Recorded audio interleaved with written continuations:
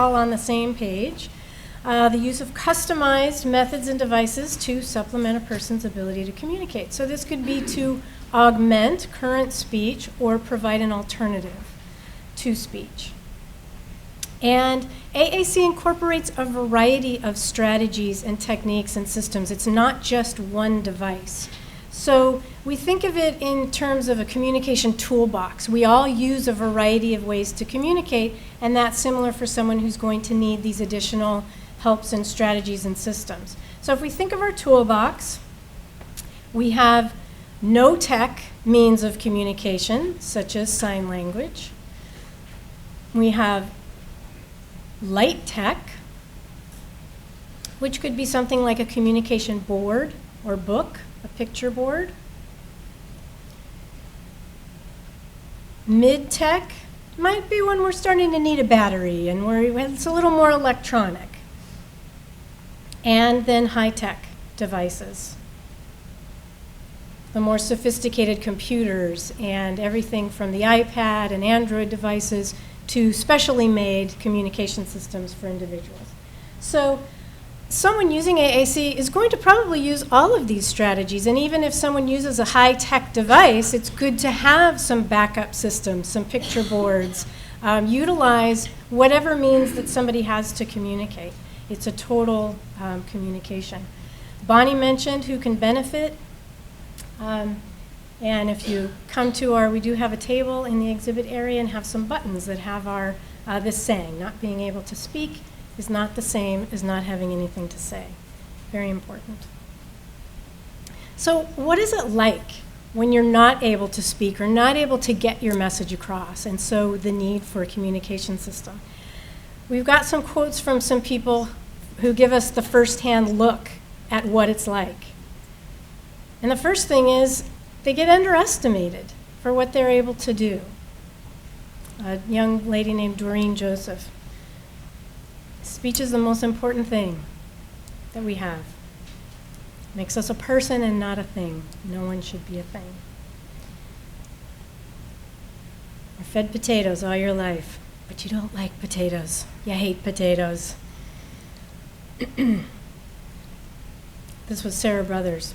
I know what it's like to be dressed in reds and blues when her favorite colors are other colors. So not having that ability to say what she wants, it can be so frustrating. So we just wanted to give you some of these quotes to, put you in someone's shoes, what it's like. It's important that we keep in mind that there are no prerequisites to the use of AAC devices or systems, including behavioral. Bonnie mentioned that sometimes we find ourselves on the floor or under a desk because that's where somebody wants to be. We know the behaviors are communication. So we actually look at individuals who are showing behaviors and say, okay, they want to communicate. This person really wants to communicate. They just don't have a means beyond this behavior that's worked for them, or maybe hasn't worked so well, but it's gotten them some attention. So how can we funnel that? How can we take that energy, that desire to communicate, and then help them find another means to do that? There's also no hierarchy of devices or skills that need to be put in place before a system can be implemented or tried. We don't have to wait for a skill to develop before trying a variety of systems. Again, think of that toolbox. It's not a hierarchy of starting with no or light tech and moving on up. It's using everything. So we want to give you an example of that. This is my daughter that I mentioned is out in the lobby or exhibit hall. Anna, here she is when she was about 4, I guess. She's pressing a switch. Who has seen these kinds of switches? Sometimes they turn on a machine or like a tape recorder, or they even have a voice output that says, hey, I want to hear some music, something like that.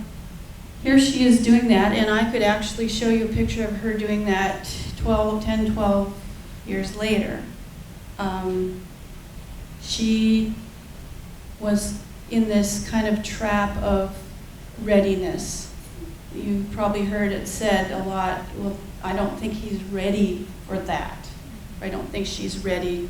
She wouldn't be able to do that type of thing. Well, we want you to know that that is all conjecture. It is all based on nothing except our, maybe probably their appearance, right? Maybe they don't look like they'd be able to do it. So we don't present all the various options. We think they need to start with something that's very easy, and if they can't do that, keep doing it year after year after year, and maybe they'll learn it and move to the next thing. And in Anna's case, the skill that they were waiting for was her being able to point. They would present some pictures or some different things, and she could use her whole hand and hit that button, or she'd grab what you presented, but she didn't have that pointer finger. So they were waiting for that to develop. Finally, in high school, when she was given the opportunity to try some different devices, look what happened. I don't know if you can see that well enough. I have another picture. The next one is a better one. Yeah. When she was finally given access to just experiment and explore with a device that was backlit, that is when we discovered, besides the fact that she could actually point if she was given a grid like this to rest her finger on, we also discovered that she couldn't see very well at all. And all the paper overlays we've been using that she seemed bored with or ignored or was just too cognitively low to do, she couldn't see them. So while folks were starting thinking there was a hierarchy of skills, starting with the paper overlays and the paper pictures, and waiting for that point, she wasn't given these opportunities. Once she was given a device with backlighting, with a key guard, look at that finger, go right to where she wanted. None of us taught her that. We didn't teach her how to point at this time. She just finally had some motivation. She could say some things, and that grid helped her get her finger in there, and she took off. So the point in our philosophy at CTEC is to learn while doing. Don't get ready to learn something important. Start right up into it. Also, in terms of the hierarchy, if a person already has some communication methods, don't eliminate them.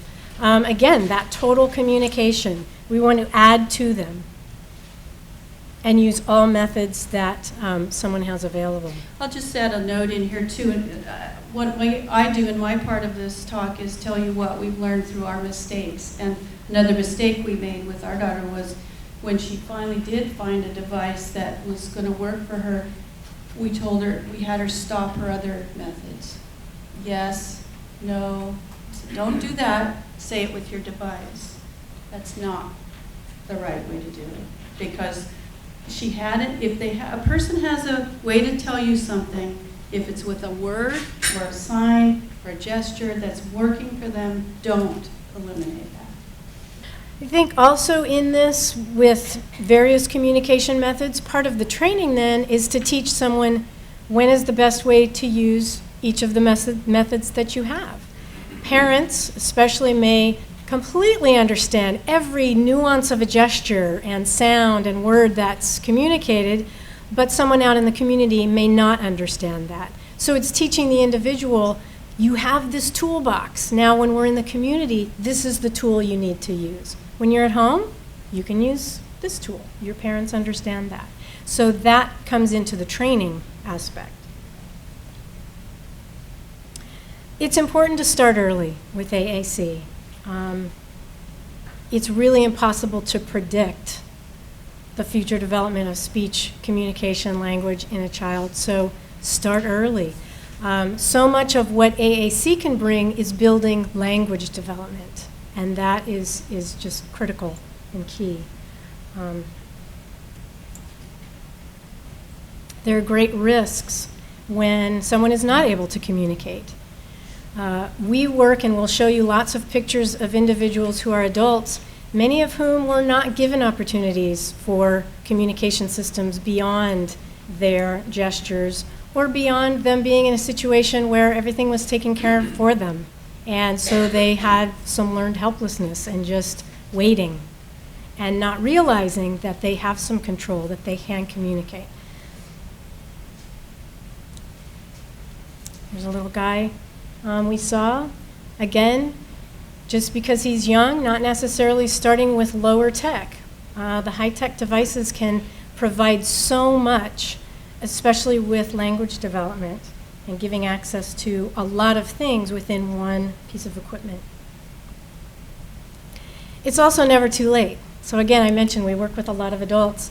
The gentleman on the left side of the screen, he was participating in a session at the Supported Life Conference. I don't believe he received his device until he was in his 40s and was telling about his experience. Yes, and this is one of our most recent clients we've been working with, who now has a device mounted on his wheelchair, which he controls with a dot on his forehead. And have people heard about this type of technology? Yes. Why don't you explain the... It's head-mouse technology. So he wears the silver dot. There's a camera on the top of his device that reads the placement of that, and as he moves his head, the cursor moves on the screen, and he can stop on the location he wants to say his message. And then after a period of time, it's accessed, and the device will speak his message. So the key in any working with AAC is really to have high expectations. That's one of our big philosophies. We expect communication. And when you go into a situation with an individual and they can sense that you are expecting, that you do believe that they'll communicate with you, they will. We've had some wonderful surprises with folks. It may take a while because they're so used to being seen as incapable, but you have to just persist that that's your view of them. It's different. Shall I read this? Yeah, anything Yes. you want to say about When that? we cannot be sure because we have too little information, we should base our efforts on assumptions which, if wrong, will have the least dangerous effects on outcomes. Now that's maybe a complex way to say this, and we've tried to rework it and make it similar to give person the benefit of the doubt. But it's actually a pretty serious statement, and I can I can use Anna as an example of this. We didn't know what she could do, and the professionals working with her didn't know, but they erred on the side of lower expectations. Had they erred on the side of having high expectations because they weren't sure what she could do, she might have been using her device in a much more sophisticated way by now. But she didn't actually get anything that worked for her till she was about 16 years old. So in the assessment, choosing an AAC system for an individual, it's a process over time. And our program is based on that. We have a certain amount of hours that we work with someone, but it's over time. Sometimes our assessment process can take several months, maybe even up to 8 or 10 months, because we want to build a relationship with the individual and with those who are working with the individual. So our assessment process not only occurs at our center, but in the individual's home, in their program, or where they are in the community. It's so important. It really begins with the individual and their goals. What is it that they want to do? If the individual can't answer that question, those on their team, their family and support members can help us answer that question. It begins with where they are. Are they working or volunteering out in the community in a program? Let's go see what their daily life is all about, and that will help us match the correct device for them. What activities are they involved in? And what team members are they communicating with? Who are the people in their life? We take time to meet with these folks and to really build some trust with the individual that we're working with. It's so important.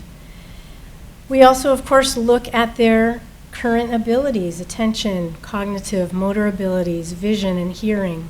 All of those things are going to help us narrow down our choice of device and what's going to be most appropriate for that person. And how are they currently communicating? It's so important to involve everyone on the team in this, family members, program support, other support staff. One of the things we've noticed, and I'm not sure how to solve this, but when we work with a client who's an adult, maybe in his 30s or 40s, we want so much to know what has happened in his past, communication-wise. We'll find out later, maybe much later, oh, he had a such and such device and he used it this way, 8 years ago. But somehow that information doesn't keep going with that person through life. So maybe now with the internet and online record keeping and all that, that could really happen well. We have a client who's quite difficult to work with autism, who gets really disruptive, has to leave, he wants to go, so he goes out. And we learned just by accident from someone who knew him way in the past, and oh, he really knows a lot about numbers. What you need to do with him is show him, number 1, we're doing this, number 2, this, number 3. He didn't solve all his problems, but that was a huge tool benefit for us to work with him. So by involving the whole team, hopefully we can find out those things. Of course, the family will have records. Yes. Another gentleman who, again, this is an individual who had not had any sort of a communication system at all. He had been in sort of a sheltered living situation, but now is supported in his own home, and was very excited to see some communication systems. The first time I showed him, this is one of our first sessions, and I showed him on the device how he could say his feelings, say, I feel, and then have a choice. He chose bored about 3 times in a row, and the staff with him said, he probably is. He really hasn't had a chance to get out much or to tell us what, he would like to do. So it was very exciting. One of the things that we do within our assessment process is to follow the person's lead. And we found this acronym that we really like in a book through the Hannon Center, SLOW. So we'll go through what each of these mean. So this is a way to really help us to slow down and get to know an individual. And the first is by sharing activities. A lot of our assessment process is finding out what someone likes to do, share that activity, and introduce various devices during that activity so that it's real, it makes sense to them. We listen, we take some time. Observing is the O, and the W in slow is wait. Too often we jump in with our agenda, or if we think that we're waiting too long, we want to jump in with some physical support and help someone say something. So we need to slow down and we need to wait and not talk as much. So in our assessment, we use a real integrated approach rather than formal testing. Again, Bonnie mentioned we work with a lot of individuals who have multiple disabilities, who have very complex communication needs. They're not easy to test. We can't typically use a formal test. So we use this slow model of sharing activities, getting into their normal activities, their natural environment, and introducing devices there where they're already comfortable, and then seeing what they're able to do. It leads us to feature matching, because as we're sharing activities, as we're getting to know this individual, we can determine certain features that they'll require in a device based on their goals, their abilities, their environments, all those things that we're looking at and observing. So some of the features that we will determine are an access method. Can an individual directly select a location, or do they need to have a switch and have location scan, or as in the gentleman with the head mouse, Now there's eye gaze access available, so if someone is only able to move their eyes, they can access a communication system. Vocabulary, really critical in a device. So how is someone going to organize and represent the vocabulary that's in the device? As we've spent time and work with them, we've been able to show them different systems, photographs versus line drawings, all those types of decisions that have to be made. And how is that going to be organized in the device? How many locations? How many pages to scroll through? That sort of thing.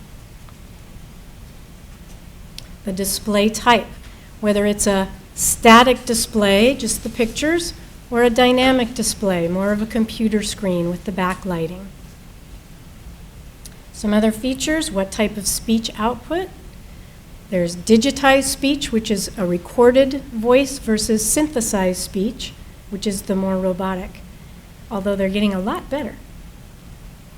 Size and weight of a device that's needed, and any rate enhancement, such as word prediction or icon symbol prediction. There might be other features that someone's looking for in a device too, such as MP3 player or a phone or those types of things. Now, all of this feature matching is really the same if we're looking at an iPad. I know those are very popular now. We get a lot of parents who come to us who already have purchased an iPad, and so it's looking at what app. Sometimes we backtrack a little bit to see if the iPad is even the most appropriate system. But in choosing the application, we still need to answer these same questions. It's still important to go through the assessment process and find out the features of the app and determine which one is most appropriate for an individual.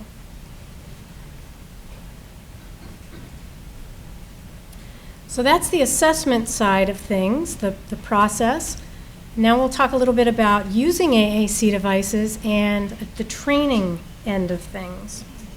So training is essential. We know that. Training on how to use the device, like with the manual, how does it work? That's only one part.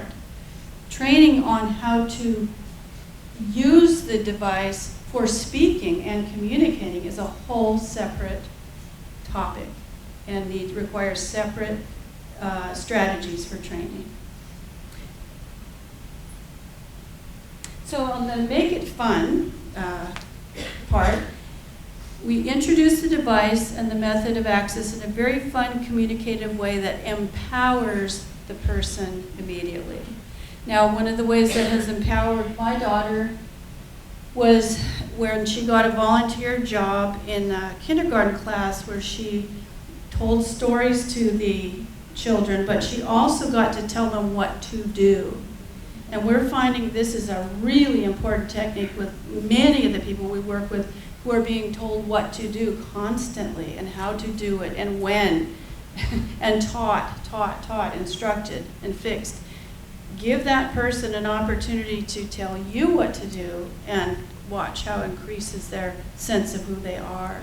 Motivation, I've talked with many people and even some people today of how do we get the person to initiate? You know, how do we really help this person use their device more because they don't want to use it? Well, I think we need to get a little silly. We need to have some fun. We need to show them that communicating in languages can be fun.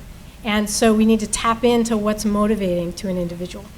So that's the have fun part. It's also important to make it real.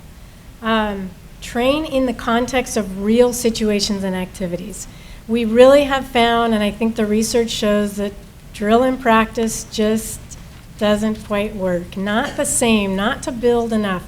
There's room for practice, maybe in some situations before you go out somewhere, but we prefer to train someone using the device where they're really going to use the device. We also really teach support staff and families, as someone's learning to use their device, respond to everything that they say so that they will get the connection that they are communicating something to you. And even if it's a mistake and they didn't mean to say it, a response is important. And then they can learn to repair that breakdown and find the thing that they really did want to say. And if many people will ask us, well, I don't believe that's true. Why would you want us to do that? The person is repeating some nonsense constantly. This is a common thing. My daughter does it. Some others do. They find something that sounds interesting, and they'll just repeat it over and over again. Awesome, awesome, awesome, awesome, awesome. Well, and the staff will say to us, well, how are we supposed to respond to that the same way every time? Well, respond to it like you would to anybody else saying it over again and say, will you stop that? I'm so tired of hearing it. What's wrong with saying that? Or awesome, or imitate them. Awesome, awesome, awesome. Just don't ignore it because that's saying that your speaking doesn't mean a thing. To me. Yeah. And then it may become more of a game or some sort of stimulation than really turning into communication. Here we are with Carl at his home, keeping it real. Caesar here is a man who uses a device. We work together. We're partners in our team. His assistants, Savion, and then a staff person at the house. They're all looking at his device and helping to help create those jokes. So we did it there in his house. And also you'll see all over the artwork.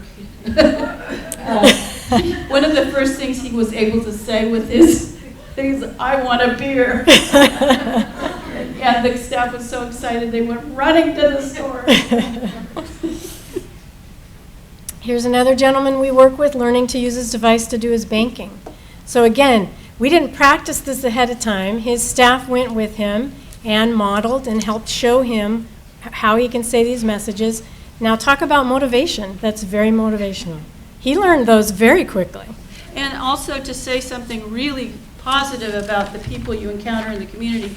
We have never found anybody in all our business with people that doesn't want to participate and help the person communicate. This is a gentleman, we were up shopping with a whole group actually, and we just kind of started talking with him. He found something in his device to talk about shopping. We didn't even know where it was. I mean, I couldn't have even prompted him for it because I didn't know it was there. But it was so appropriate to the situation about shopping that Bonnie immediately gave him $1 so he could buy something because we wanted this to, work out for him so that he actually could finish his shopping experience. So he was able to buy something there and use his device. But again, we waited for him, and he rose to those high expectations and showed us something we didn't even know was in his device. So for the support team members in the training aspect of it, it's important to know when to be a communication facilitator versus a communication partner. So there are lots of situations where they may be together during the day and they're the partner. They're helping that person learn their vocabulary, they're communicating back and forth. Once they go into the community or even maybe in a program, they shift their role a little bit and now turn to be a facilitator to help that person be in the forefront and have a conversation with someone else. So it is a role shift, and the techniques are a little bit different when you make that shift. So we work with the team members to really help them learn what's the difference and how do they behave in that difference. They may change their body position a little bit. So the hope is that they're assisting the individual use their device to have that one-on-one communication with a third party so that the person, especially in the community, someone who might not be familiar with communication devices, they won't go around the person using the device and just talk with the family member or the support person. So it's their body location, it's how they're interacting with the individual. We also use modeling as a technique to show an individual how to use their device. We've run into this a lot where individuals we're working with have never met someone else who uses a communication device. So we're giving them this new tool, and yet we're just talking with them. It's really helpful when we also use the device or have another device that we use so that they can see how this tool works and how powerful this tool can be. Bonnie was just telling me about yesterday, in fact. So when I go out with Caesar to work with people in their homes or their community, what we're doing now, and I suggest everybody try this, is we're not talking at all. We're using an iPad, iPhone, download free software that speaks the text. You type in a sentence, it speaks. And we're using that to talk to the AAC user. It's amazing. Really surprising me how effective that is. And I don't know why. We're going to have to do some research about whether there is any research on this. But it's more equal, maybe. It's funny to them when they see how hard it is for me to find what I want to say. That's part of it. It's the same sound, kind of. It's not flapping your jaw, saying dribble all over. You have to be very careful to find what you want to say. I don't know, but it's like one of our best strategies. it's probably causing you to slow down too. Yeah. Because I think we go so fast, we talk so fast, we keep repeating if the person doesn't answer right away, and so maybe it just, as you said, kind of an equalizer. We also use prompting to help an individual learn to use their device. So the difference between modeling and prompting is we're providing some cues because we want the individual to then make that selection. We are pointing to the device or making a verbal cue that they could say something, and we want them to follow through and hit that. Modeling is not expecting the individual to say it, but we're using their device or another device to show how this vocabulary works, how this device works. So it's a little bit different in the expectation of the individual and how you're using that. For prompting, we want to go from the least amount of prompting to the most. So that if I've asked a question or someone else has asked a question, I want to prompt and help that person answer. If there's silence, they don't say anything, I don't want to jump right into hand over hand and giving them that physical support. I want to start with a natural cue, just asking the question. If there's still no response, then I can move up the hierarchy of my prompt and maybe point, do a little pointing prompt. Or maybe give a verbal cue and a pointing prompt. Shine a flashlight on the location that I want them to hit. So it's working your way up from the least amount of prompting up to the most. Finally, at the end, if they need some physical support, that should be the last resort in prompting.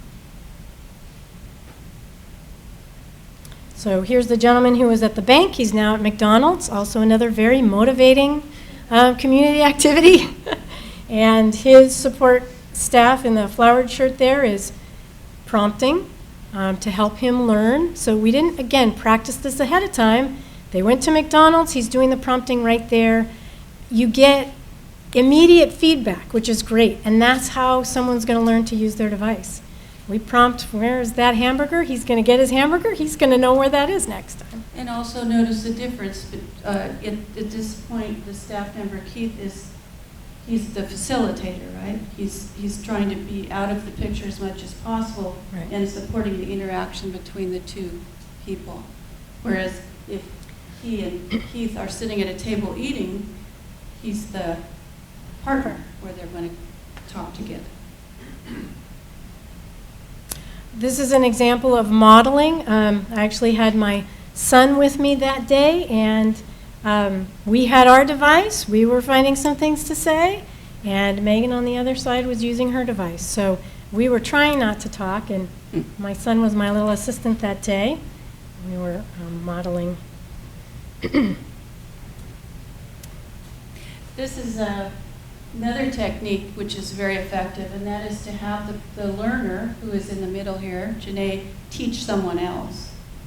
You know the saying, the best way to learn something is to teach it to someone else. So she is showing her mother how to use the device she was trying.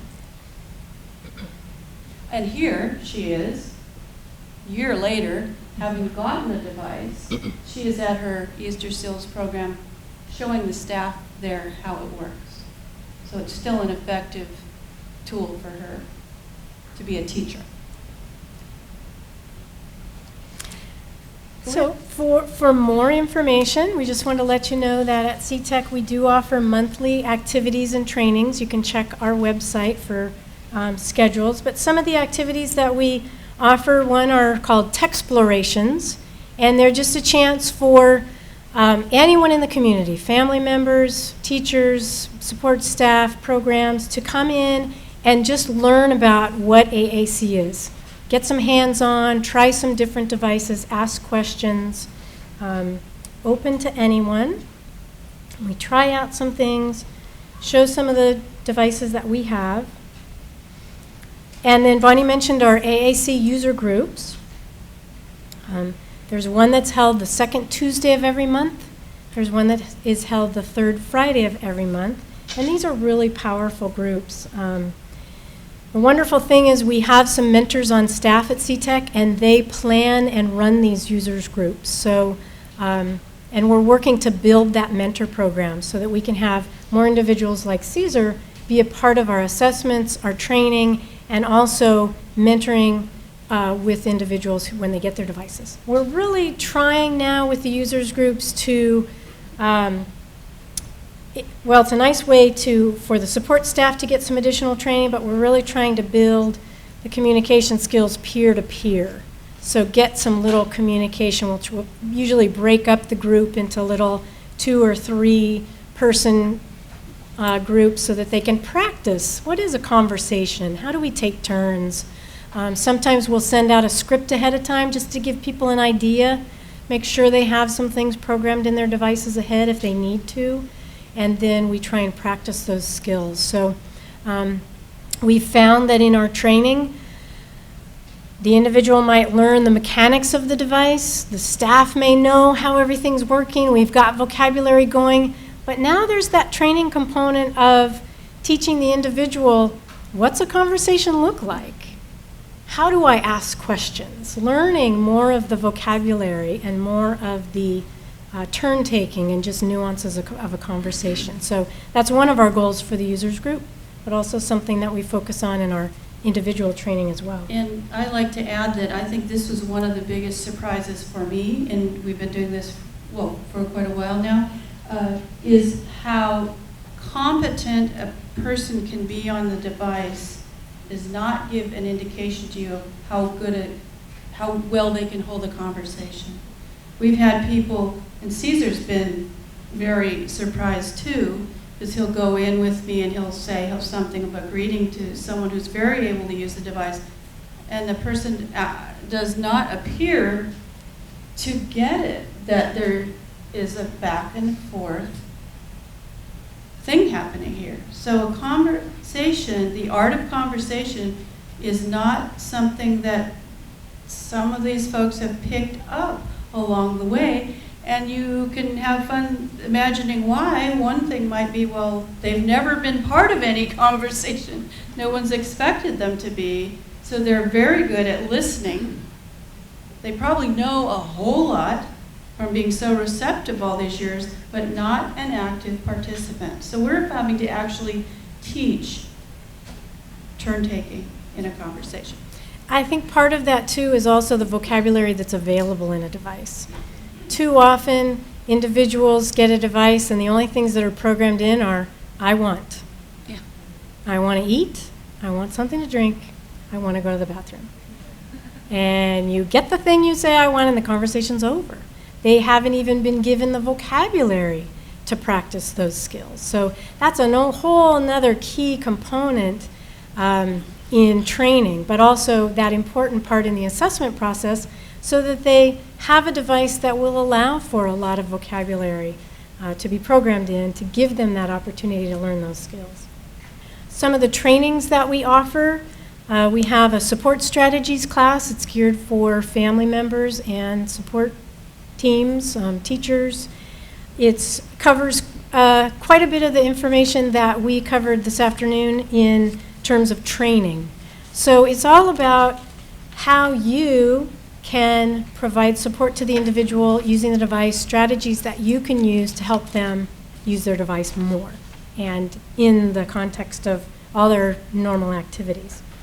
So that's one of the classes that we have.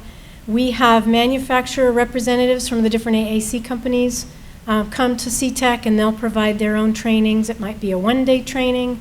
One of the manufacturers comes and just uses our space, and she sets up appointments, half-an-hour appointments with people to come and have individual time with her.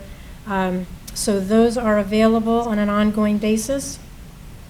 We have an overview of apps for iPad and iPod to learn about what the variety of apps are that are available and see some of the features of those. And we also have training on vocabulary selection.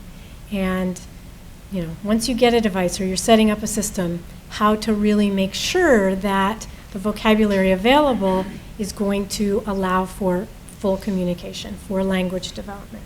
And we also will do a custom training too. If we get a call that a group or an individual really needs to learn more about some aspect of support for AAC, we will create something and offer that and offer it to a larger audience. So if you have any kind of ideas about what you'd like, don't hesitate to call us and see what we can come up with. We did give you some website resources to find out more about apps for communication. That's a really growing question that we get a lot. So these are some of the websites that we use just to see updates and information about a variety of apps. These are just some additional website resources for AAC in general, some that we found very helpful. The fourth one down, exchange at atnet.org. There's a system throughout California, the AT network, and they have the AT exchange where you can borrow assistive technology, including AAC devices. There are several centers throughout California that will loan them out. So if you go on this website, you can search for specific items. You can log on and get a little account and then be able to communicate with the center that has those items and work out a loan. The loan is free. The only thing you have to pay for typically is the shipping back. And you can keep the items usually 2 weeks, sometimes a month. So it's a nice way to try some things out if you don't have the technology. The WADI, the one just below that, is the Wisconsin Assistive Technology Initiative. They have some wonderful free resources, some really nice forms, just a lot of things, but there's a whole section on AAC that gives you some nice resources for assessment. And the one below that, AAC Tech Connect, also some good free resources. So we would like to thank the California Communications Access Foundation for supporting our participation to do this session and to have our table at the Mind Institute conference through a grant to us. But we'd also like to mention to you that the Mind Institute itself and the CED, what's CED stand for? Center for Excellence on Developmental Disabilities at the Mind Institute, gave us startup funding for our program with CTEC. So we're forever grateful for that because we were struggling after planning it for about 8 years how to really get it going. So that was what year? 2008? 9. Yeah, so it's fairly new. So this is our contact information. Again, this is where you should go to find out all you want to know about what we're offering this month and on down the line. And we do have a monthly email newsletter that comes out, so if you'd like to be on that mailing list, let us know. You can sign up at our email address there at the bottom. The UC Davis Mind Institute was created in 1998 with a promise to find cures for neurodevelopmental disorders. Every day, our physicians and researchers come closer to fulfilling that promise. Their groundbreaking research on autism, Fragile X syndrome, chromosome 22q11.2 deletion syndrome, ADHD, and other brain disorders are helping children achieve their fullest potential.